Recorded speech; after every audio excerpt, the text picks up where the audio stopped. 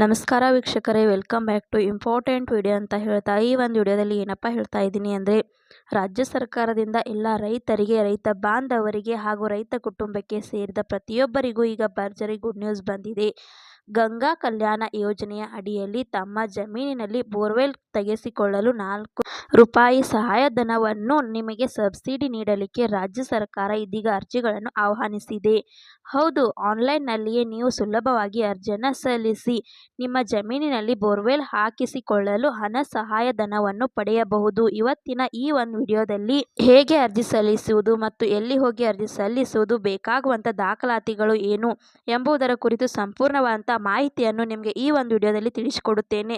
ವಿಡಿಯೋನ ಮಧ್ಯದಲ್ಲಿ ಎಲ್ಲಿ ಕೂಡ ಸ್ಕಿಪ್ ಮಾಡದೆ ಕೊನೆವರೆಗೂ ನೋಡ್ತಾ ಹೋಗಿ. ಹಾಗೆ ನಮ್ಮ ಚಾನಲ್ನ ಇನ್ನೂ ಯಾರು ಸಬ್ಸ್ಕ್ರೈಬ್ ಮಾಡಿಕೊಂಡಿಲ್ಲ, ಸಬ್ಸ್ಕ್ರೈಬ್ ಮಾಡಿಕೊಂಡು ವಿಡಿಯೋಗೆ ಒಂದೇ ಒಂದು ಲೈಕ್ ಕೊಟ್ಬಿಟ್ಟೆ ವಿಡಿಯೋ ನೋಡೋಕ್ಕೆ ಸ್ಟಾರ್ಟ್ ಮಾಡಿ. ಹೌದು ವೀಕ್ಷಕರೇ, ನೀವು ಕೂಡ ರೈತರಾಗಿದ್ದರೆ ಅಥವಾ ರೈತ ಕುಟುಂಬಕ್ಕೆ ಸೇರಿದವರು ಆಗಿದ್ದರೆ ಕೂಡಲೇ ಗಂಗಾ ಕಲ್ಯಾಣ ಯೋಜನೆಯ ಅಡಿಯಲ್ಲಿ ₹4 ಲಕ್ಷ ಸಬ್ಸಿಡಿ ಇದೀಗ ರಾಜ್ಯ ಸರ್ಕಾರ ನೀಡುತ್ತಿದ್ದು, ರೈತರಿಗೆ ಬರಗಾಲದಲ್ಲಿ ಸಂಕಷ್ಟವನ್ನು ತಲುಪಿಸಲು ಸರ್ಕಾರವು ಗಂಗಾ ಕಲ್ಯಾಣ ಯೋಜನೆಯನ್ನು ನೆರವನ್ನು ರೈತರಿಗೆ ನೀಡುತ್ತಿದೆ. ಮೊದಲಿಗೆ ಗಂಗಾ ಕಲ್ಯಾಣ ಯೋಜನೆಗೆ ಅರ್ಜಿ ಸಲ್ಲಿಸಲು ಬೇಕಾಗುವಂತಹ ಅರ್ಹತೆಗಳು ಏನು ಅಂತ ನೋಡುವುದಾದರೆ, ಈ ಒಂದು ಯೋಜನೆಗೆ ಅರ್ಜಿಯನ್ನು ಸಲ್ಲಿಸಲು ಅರ್ಜಿದಾರರ ವಯೋಮಿತಿ 18 ವರ್ಷ ಮೇಲ್ಪಟ್ಟಿರಬೇಕು.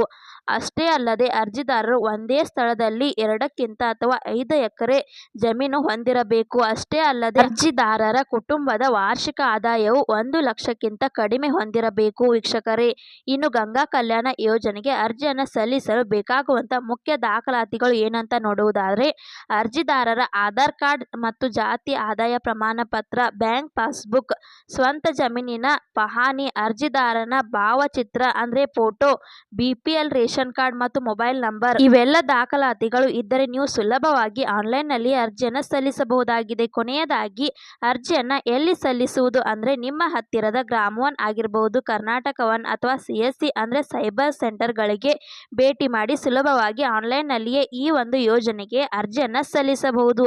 ಆದರೆ ಹೆಚ್ಚಿನ ಮಾಹಿತಿಗಾಗಿ ನಿಮ್ಮ ವಲಯದ ರೈತ ಸಂಪರ್ಕ ಕೇಂದ್ರ ಅಥವಾ ಕೃಷಿ ಇಲಾಖೆಗೆ ಹಿಂದೆ ಭೇಟಿ ಮಾಡಿ. ವೀಕ್ಷಕರೇ, ಈ ಒಂದು ವಿಡಿಯೋನ ಎಲ್ಲ ರೈತರ ಬಾಂಧವರಿಗೂ ಕೂಡ ಶೇರ್ ಮಾಡಿ.